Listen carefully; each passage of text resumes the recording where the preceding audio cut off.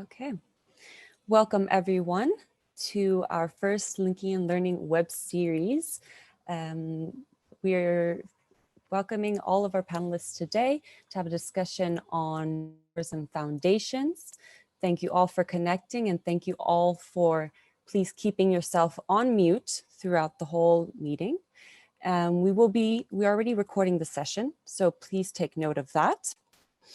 And we also welcome you to use the live chat to ask questions throughout the meeting, which we will address towards the end in the last 20 minutes of the meeting. So thank you very much, everyone. If you have any technical difficulties, please write it in the chat.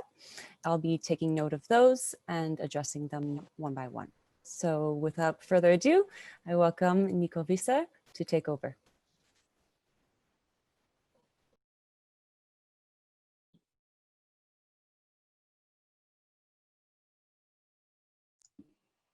Are we still in there? Yeah. And as I've been told, 180 participants from the field. Welcome. We're speaking to you from various corners of the world, but that will come up later. And you also come from various corners of the world, so we're very happy to have an almost global coverage in this meeting in terms of panel members and participants. The panel members will introduce themselves in the first round and introduce what they are doing, and so that you know a little bit about what actually these tourism foundations are, because to a lot of you out there, that may not be clear. Some of the foundations have been there for a while. Some of them have probably not been working in your area. So I think it's a good start to have the panel members representing 4 travel foundations around the table this afternoon, present themselves and their work. And thereon we will go through the realities of the tourism world at this point in time, and see what these foundations are actually doing or proposing to do in these real times that tourism is going through. And then, of course, it's up to you to ask questions to either one of us or all of us about what our reactions to the crisis and the needs in terms of development of destinations has to offer. In general terms, I would like to present the panelists as representing foundations, private foundations that are there to support the sustainable development of holiday destinations. That is basically what we have in common, and they will tell you where actually they come from, and where they are working, and what they are doing in these difficult times of the tourism. We'll work from east to west. First of all, I'd like to invite Darrell Wade from all the way from Australia to present the Intrepid Foundation. And please go ahead, Darrell. Thanks, Nico. So yes, Intrepid Travel is I guess the corporate partner for what we do. Intrepid operates in about 120 countries in the world, and we have a legal point of presence in about 35 countries in the world. But I guess that's not why I'm here tonight. I'm here tonight as the incoming chair and long-term director of the Intrepid Foundation. And the Intrepid Foundation is primarily set up to focus on the sustainable goal number 8, which is around the quality of employment. And the ethos behind what we do is to really explore and generate opportunities for people in our destinations that wouldn't otherwise necessarily get access to the benefits of tourism.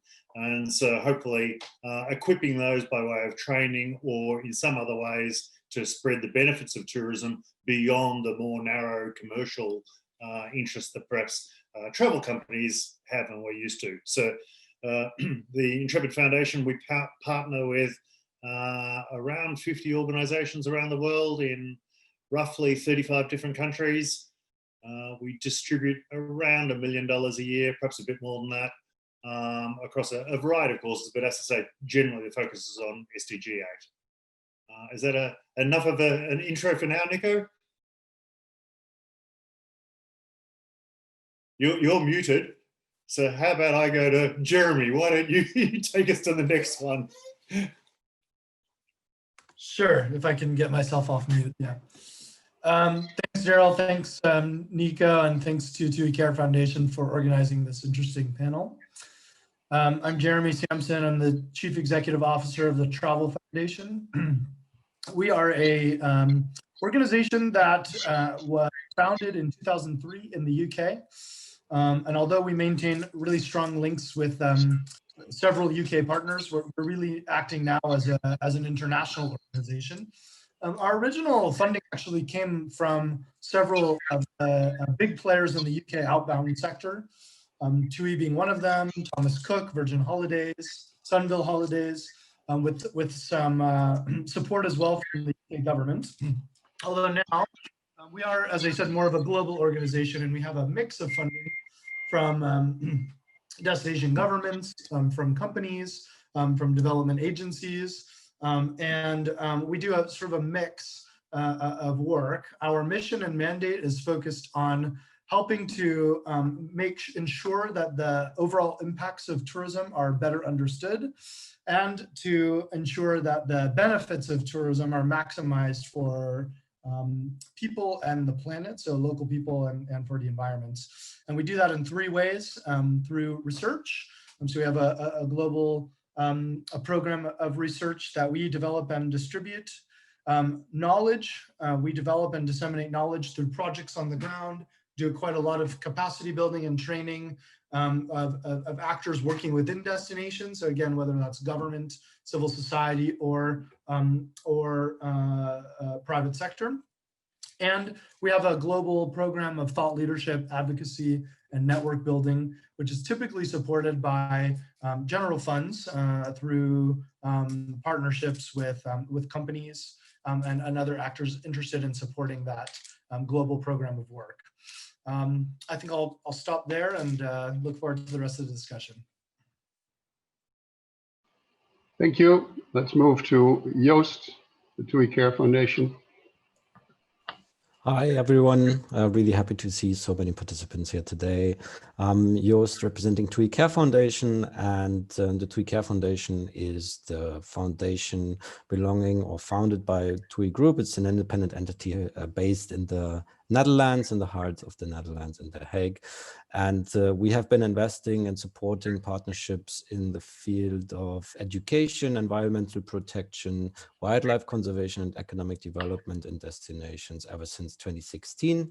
And we are very committed to the sustainable development of destinations, to protect the communities, to help them thrive for a healthier local ecosystem, economy, and community, in order for tourism to harness the real value of these destinations, and to support via tourism as a tool the development of the destinations.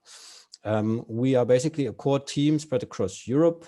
So we're sitting in the UK, in the Netherlands, as well as in Germany at the moment.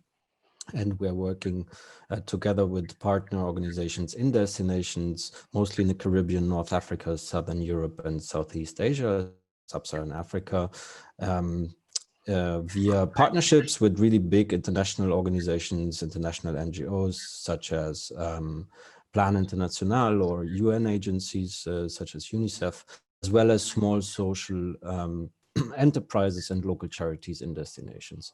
So we really focus on education, environmental protection, wildlife conservation, and economic development, and try to promote tourism as a tool for positive economic and societal impact in destinations. Thank you. Jamie. Hi, everyone. My name's Jeremey Sampson. I'm the president of Planeterra Foundation. We're a non-for-profit in Canada and a 501c3 charity in the US. We're an international non-profit organization focused on community tourism and bringing community tourism experiences and social enterprises to market. Both in the development phase and then as a sort of incubator and booster. We were founded in 2003 by Bruce Poon-Tip, the owner and founder of G Adventures. We've had a very strong partnership with G Adventures for the full 17 years now, but about 6 years ago, we started working with some other travel companies as well. Work with G and other travel companies to partner to include these kind of experiences into their product offerings. We have some 90 community partners in 51 different countries. Thank you. Thank you, Jamie. So in front of you is a panel of 4 people representing tourism foundations. Working in the destinations on sustainable development. They do that on in various parts of the world, but especially in developing countries. And that, well, they, in a way, they are all taking, let's say, responsibility for the sustainable development of tourism in those destinations. Now, just to go one step further, if I go around once more, to be a little bit more precise about the content of your project portfolio, about the various areas of the world where you are active, but your focus, Darrell, if I may start with you, your focus is in those destinations is on what exactly? Mute, please unmute. Sorry. Primarily on capacity building and really exploiting opportunity and spreading of and developing opportunity for local populations that we travel through, but don't necessarily directly get the benefit of tourism within those communities. So to really spread the benefit of tourism. And I think, you know, one of the other important things to note is we really want to extend that bridge function that tourism can have between travelers and local destinations. So if we can make our travelers feel a bigger part of that destination, so they come away from a destination really feeling like they've learnt more and contributed more to that destination, not just through them having had a holiday, but through also using perhaps some services or contributing financially to that destination, and vice versa, having the local community more meaningfully engage with travellers, so they see travellers as more than just a wallet, if you like, but actually a contributor to the society that they're hosting for the travel community. So it's really to extend that relationship between travellers and host communities. And Darrell, you're doing so you globally set all the regions in the world, but are there specific countries that you are focusing on? Or? No, look, not. I mean, generally speaking, we focus more on countries where we have our own destination management company. So we have about 25 destination management companies in destination, so in Peru or Kenya or Vietnam or wherever it is. So because we've got boots on the ground in those countries all the time, and management and resources in terms of, you know, finance or IT or whatever it is, we tend to concentrate more on those countries, and they're bigger destinations for us, generally speaking, as well. So yeah, we tend to focus on those, and they're, as you mentioned earlier, Nico, they tend to be developing countries, not exclusively, but tend to be. Okay, and that's more linked to the character of the type of travels that you offer. into Absolutely. the wild, or into the unspoiled, or into the well, the unknown. That's it. We are intrepid at the end of the day. Yeah. Thank you. All right, Jeremy.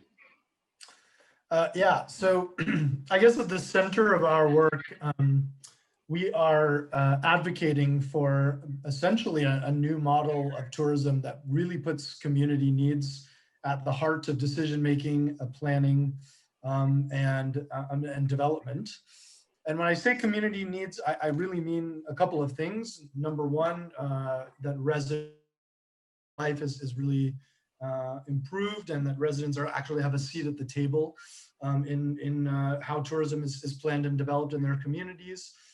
That local people truly benefit from tourism being in their communities, so maximizing the economic benefits and mitigating the negative ones. And the environment, we consider the environment, the resources and biodiversity that communities depend on for their own livelihoods to be critical to that equation. So how do we do that? Essentially, we're focused on creating a better enabling environment within destinations for this kind of a model to thrive. This means, on the one hand, working really closely with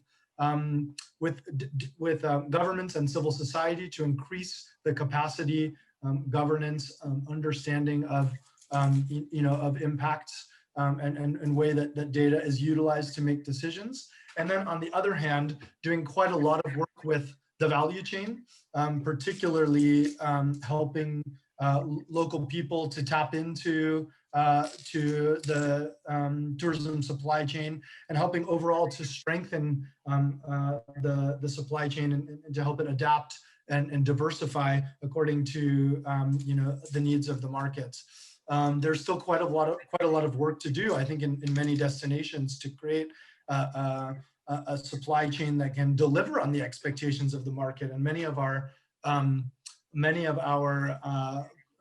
business partners over the last years have been setting increasingly aggressive goals around local procurement, for example.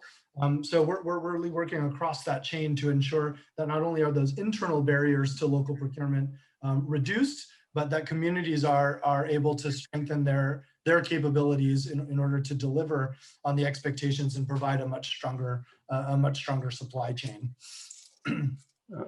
Jeremy, are you focusing on particularly on developing countries, destinations in developing countries, or are you? Traditionally, our geographic focus was driven more by, because we've been UK focused, and our roots are with UK industry. Traditionally, the destinations where we've worked have been focused on destinations where UK holidaymakers traveled to. Yeah. But increasingly, we're changing a bit our approach to focus on not only developing economies, but on working with some of the leaders in travel and tourism, because of our mandate that I described at the beginning to help develop and disseminate knowledge. We think it's critical that we also work with some of the leading destinations in the world to demonstrate what success looks like and disseminate that knowledge and inspiration back out to the travel and tourism sector globally. So increasingly, we've been working with the likes of, even recently, Colorado, Edinburgh, some leading destinations who I think are really demonstrating quite a good model, quite good innovation, and they've been good partners that we hope to then encapsulate that learning and take that back out to the global sector and apply it in different local contexts. Thank you. Joost, TUI Care Foundation.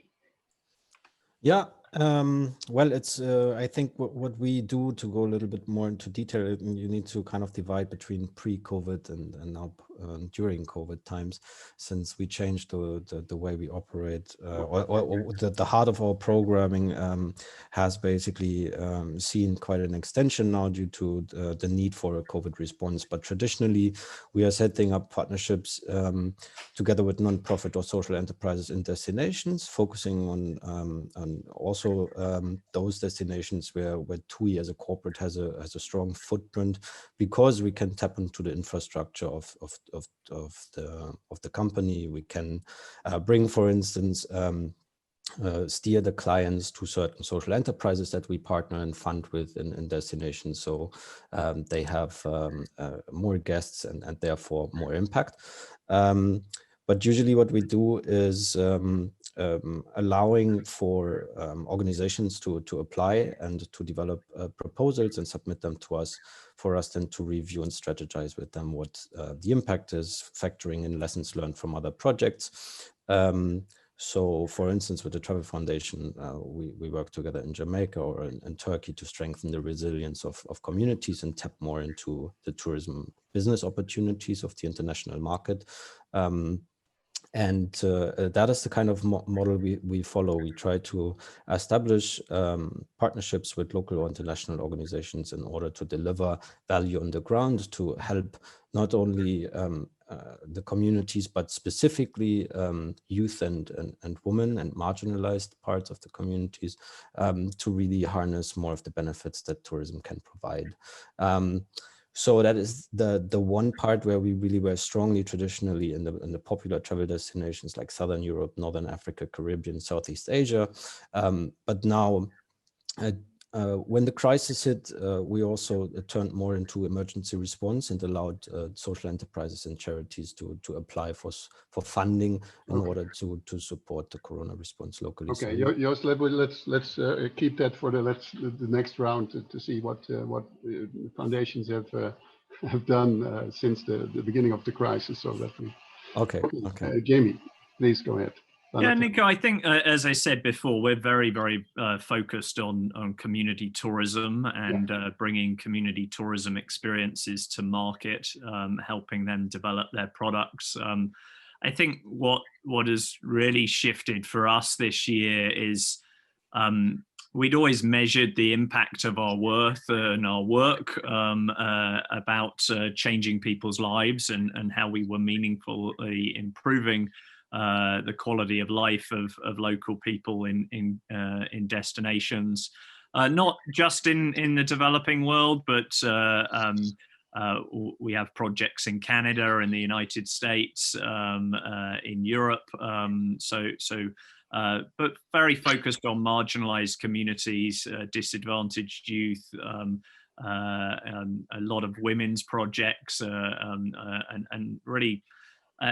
To steal vernacular from the 1980s and Anita Roddick and the Body Shop, it's all about a hand up, not a hand out for us. And as Darrell said, really spreading the benefit of tourism. I think what's really shifted for us has been our worldview. I think, much like Jeremey mentioned about looking, originally they were UK outbound. We've always sort of looked at the world from an outbound travel company perspective, trying to bring communities into their value chain or their business supply chain, if you will.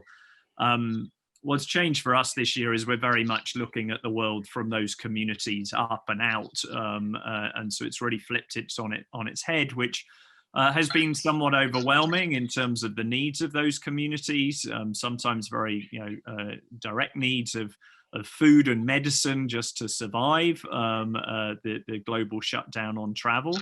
But it also provides an immense opportunity to see how many communities want to benefit from travel when it comes back and just need the tools and the understanding of how they can access benefiting and improving their lives through travel. And that's a tremendous opportunity that we're very much focused on moving forward.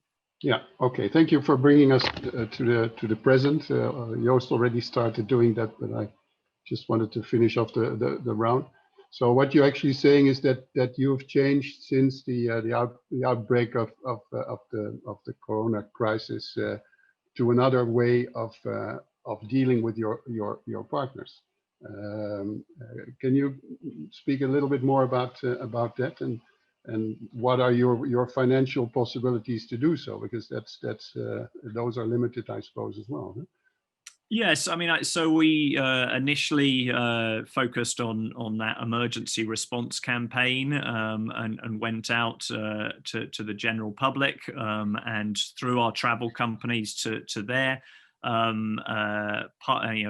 former guests, and were able to raise $100,000 to support different communities around the world, and that was, as I said, very much focused on food and medicine and access to water. But at the same time as the emergency campaign, we really spent an awful lot of time putting together training materials online, and in some cases very low tech, removing the video. We would record webinars like this, but then remove the video element and turn it into a voice only file. We have a lot of very rural communities who, their access to the internet is very limited. It's much easier to send them a voice file over WhatsApp than for them to access a Zoom call, for example. So trying to create very practical materials that help them through the adjustments that they're having to make to their businesses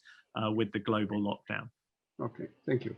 I'm going back to Joost. Sorry that I cut you short just now. Joost, can you please give us an idea about what the TUI Care Foundation has been doing since the beginning of the crisis, and how that was financed, actually?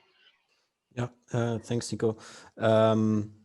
Yeah, like the TUI Care Foundation has been, first of all, talk to the partners and the long-term projects that we are running.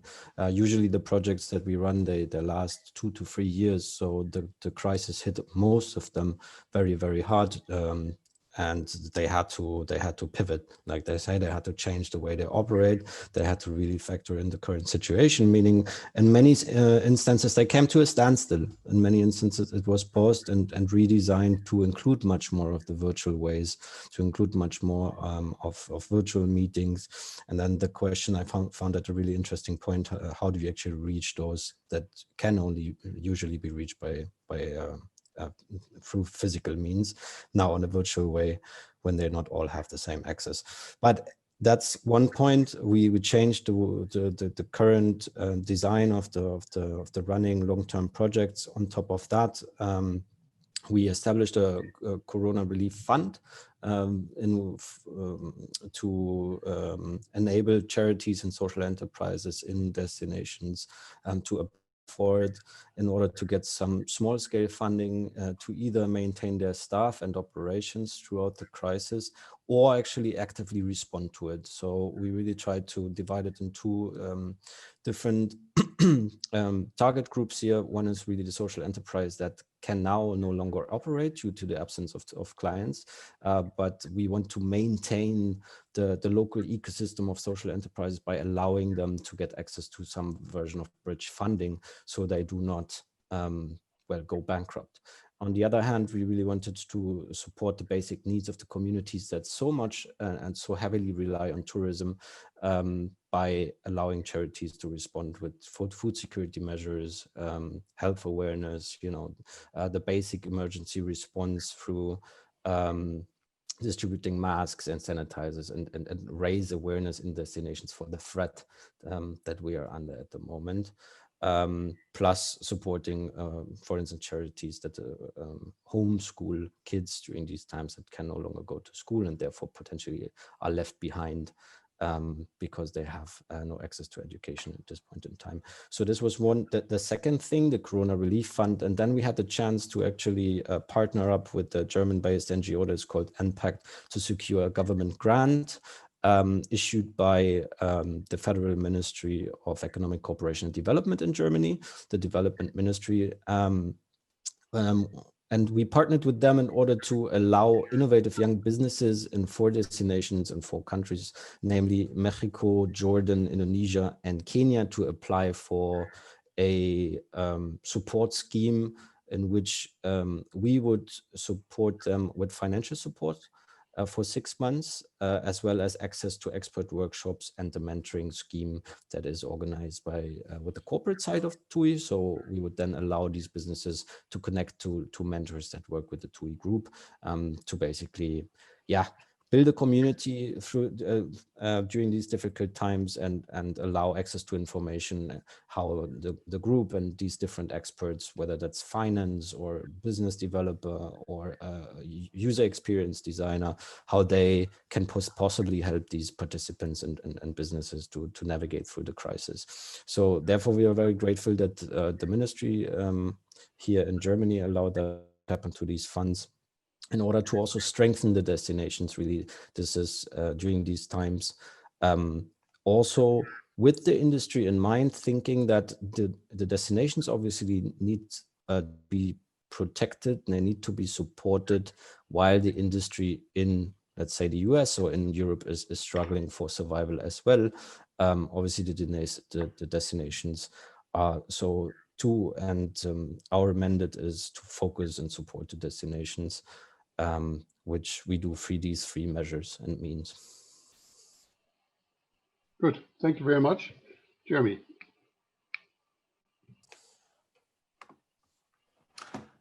Yeah, thanks, Nico. I suppose a little bit different line of thinking than my colleagues on this panel, only in that I think the Travel Foundation is not really structured in a sense to provide short-term crisis response. So, our short-term response really was involved putting some of our programs on hold, so as to not be implementing projects and really spending resources at a time when industry wasn't ready to have the conversations that we needed to have within our projects. So we were able to put those projects on hold and wait until the appropriate time to revisit some of the issues that we're working on. Things like plastics, for example, one of the projects we have with TUI Care Foundation.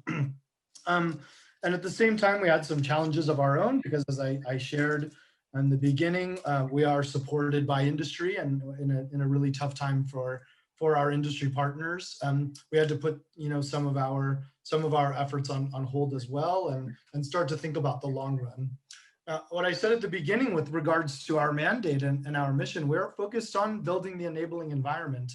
And I think our role within this pandemic has really become clear, in a sense that we've really doubled down on some of the medium and long-term needs that we feel destinations need and will need in order to this concept of building back better.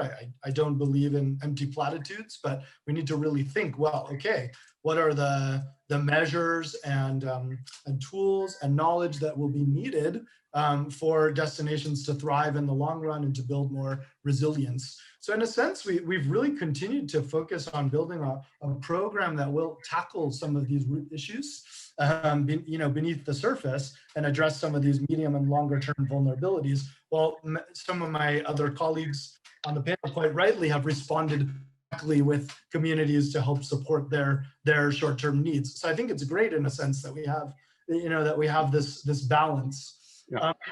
One of the other thing I'll just mention that's been a real focus of ours during the pandemic has been this concept, we're calling it radical collaboration, but really trying to understand, how do we align ourselves better with other organizations, including other foundations, other companies, to think about the future of tourism and ensure there is not a fragmented response. And so we launched, along with 6 other NGOs, back in June, the Future of Tourism Coalition, which is our attempt both to kind of center ourselves around some principles for going forward, but also build a bit of a movement to contribute to this conversation about where the industry goes and how we support communities going forward. We developed a set of 13 guiding principles for the future of tourism, and we have some 350 signatories who have joined this movement and signed on to support the future of tourism. And we're hoping to utilize this platform to continue to influence the discussion and bring others into these conversations. So yeah, this has been a big effort of ours, and I think for us continuing to focus on some of these root issues and the enabling environment around how we go forward to create more resilience, I think is an important balance in this conversation, recognizing that things are also really, really difficult for our industry partners and for communities in the short term. Yeah. Okay. Thank you. That's very interesting. Darrell. Yeah, thanks, Nico. I've got to say, on reflection on what some of my other colleagues have been saying, I feel like perhaps we've done a poor job in many respects over the last kind of 6 or 7 months. And, I'm reflecting back on late February, early March, when the world was hit by for COVID. Our organisation most certainly was as well, like probably everyone on this call. But I think in some ways, our foundation efforts were, for the first 3 months anyway, really suffered a lot. I think the organisation went into almost an existential crisis for a little while there. And on the one hand, we had thousands of travellers in about 85 countries that we had to get home. And that was increasingly difficult with airlines not getting connectivity, etc. On another side, we had tens of thousands of travellers wanting refunds, and we're having to process them.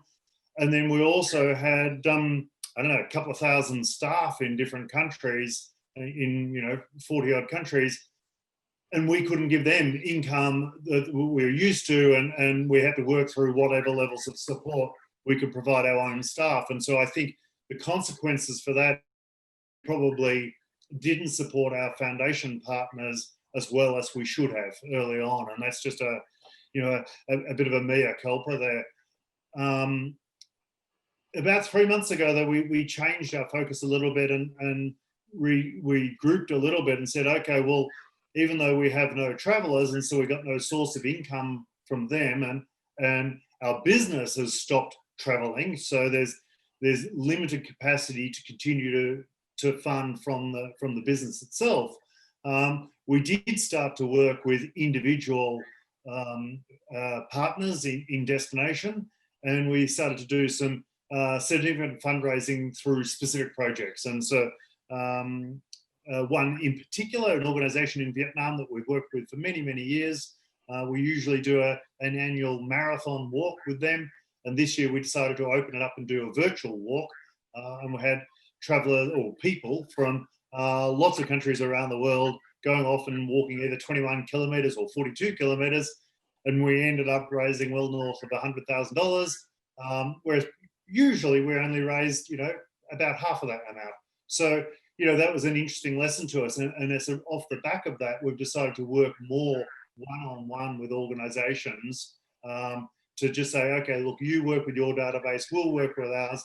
We'll try and form up an activity which would be fun, meaningful for people, raise some money so that we can continue your great work. But I think we've been, to be honest, really kind of slow getting to that point to say, okay, we've just got to think differently and really try to galvanise in different ways so that we can keep that financial flow of support going to our partners on the ground. Okay, thank you very much. I think in let's say concluding the remarks from the contributions from all of you on this issue, I realize that all of you are working with NGOs in the destinations. Some contacts go directly, but your customer base in that sense is NGOs in destinations, and I hear that you've all been actively involved in making them survive through this crisis and doing it in different ways. What I would like to hear from you is, has this crisis made you think of the future of tourism? And in fact, Jeremey probably is most advanced in that sense.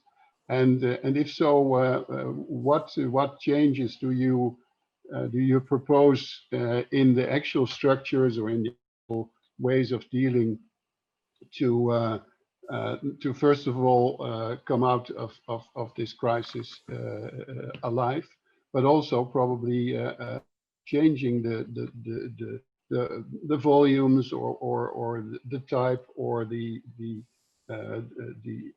cultural connections or the environment to be prepared for the revival of tourism, if I may say so. Jeremy, is that a question that you would like to answer first of all? Of course. Yeah, I was banging on the button waiting to speak. Yeah. Listen, a couple of thoughts just come to mind. First of all, I mean, on the negative side, I think we have to start by recognizing that the pandemic is not the only crisis that we're dealing with here as a society and as a tourism sector. And it's not going to be the last hard moment that we face.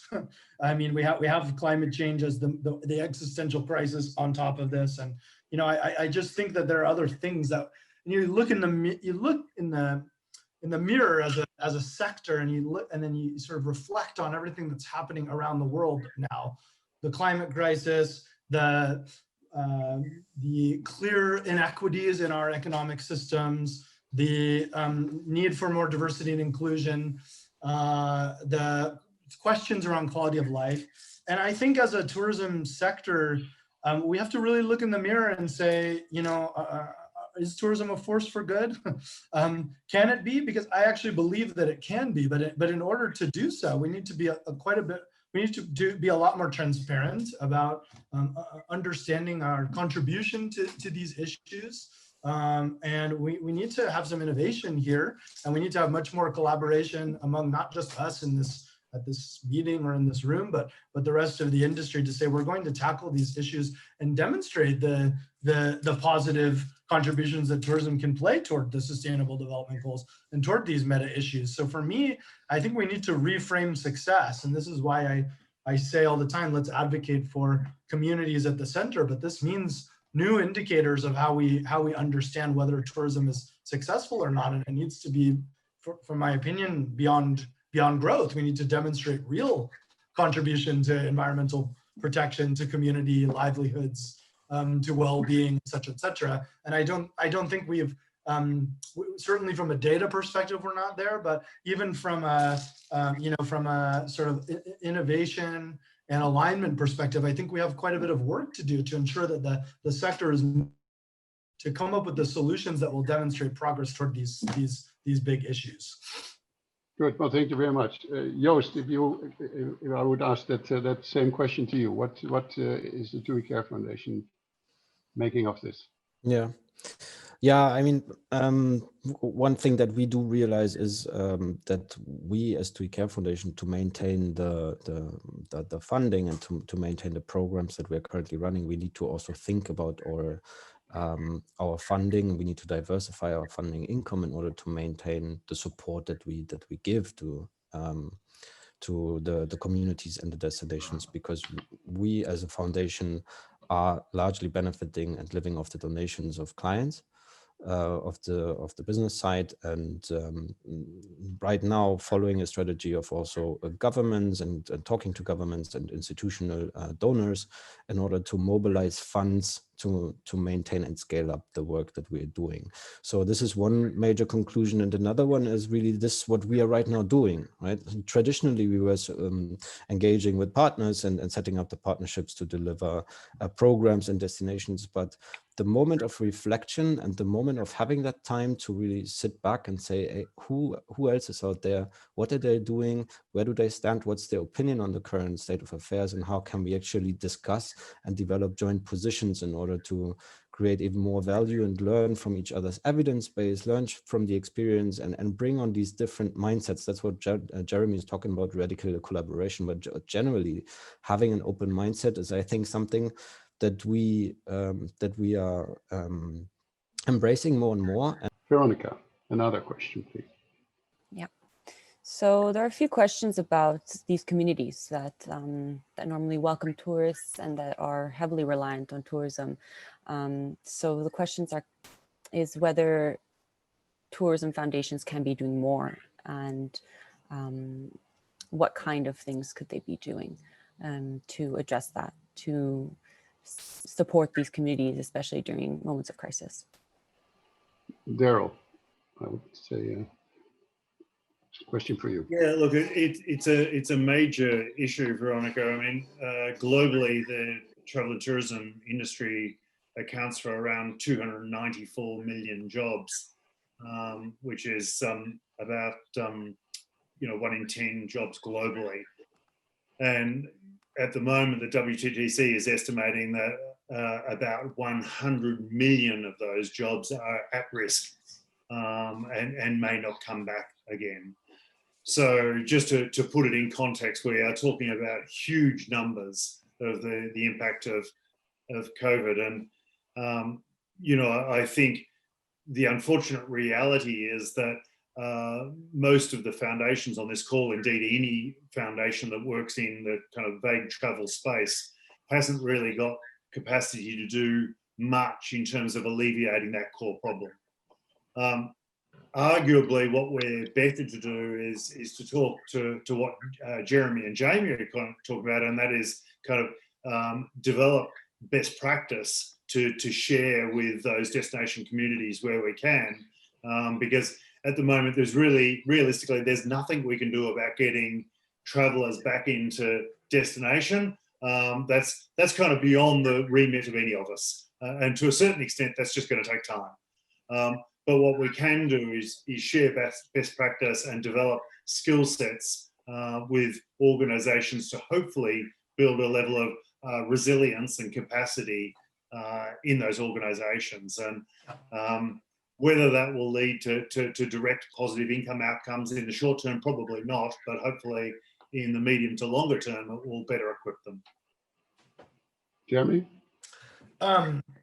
Just to link this answer to the previous answer, I do think that skill building and capacity building plays a role here.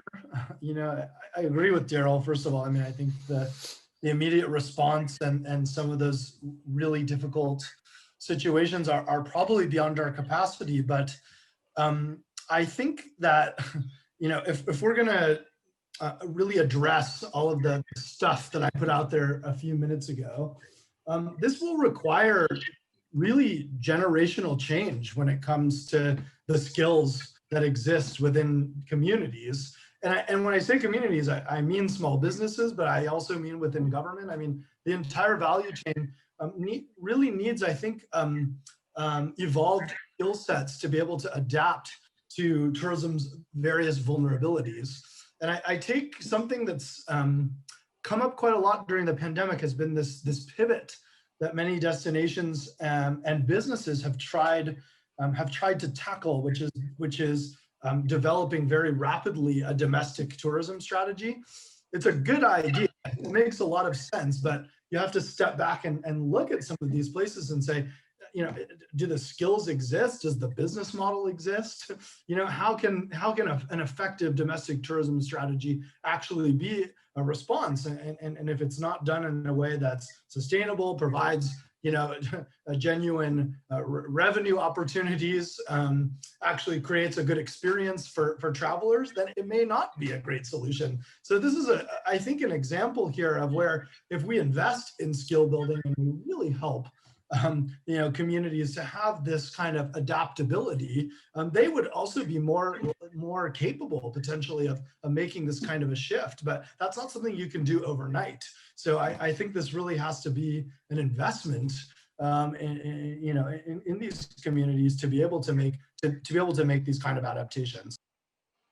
Nico, I've got a little example that gives a little bit of hope, I think. We work with a group called the Lusumpuku Women's Cooperative in Victoria Falls in Zimbabwe. And, they provided a community meal experience to travelers in groups coming through Victoria Falls. When the global tourism industry ground to a halt in mid-March, virtually all tourism in Victoria Falls finished. Unfortunately, Zimbabwe is not in a position to move to a domestic tourism market. The country is suffering tremendously economically, and there just isn't a big enough middle class, frankly, to be able to do domestic tourism in a meaningful way. So we worked with these incredible ladies to change their business model to, they knew COVID would come, but when global tourism stopped, COVID was not in their community. So they actually now run a food cart, and they take their food cart now that they have COVID to the neighborhoods and homes of people who are marginalized and vulnerable and aren't able to get out to go shopping in the markets because it would be too dangerous for them. So they're not only providing a community service, which is why they set themselves up as a cooperative, but they're getting revenue from what they were doing before, which was a food service, but instead of doing it in an entertaining, edutainment, tourism way, they're now doing it as a fundamental service to the needy in their community. And so to me, that gives a lot of hope.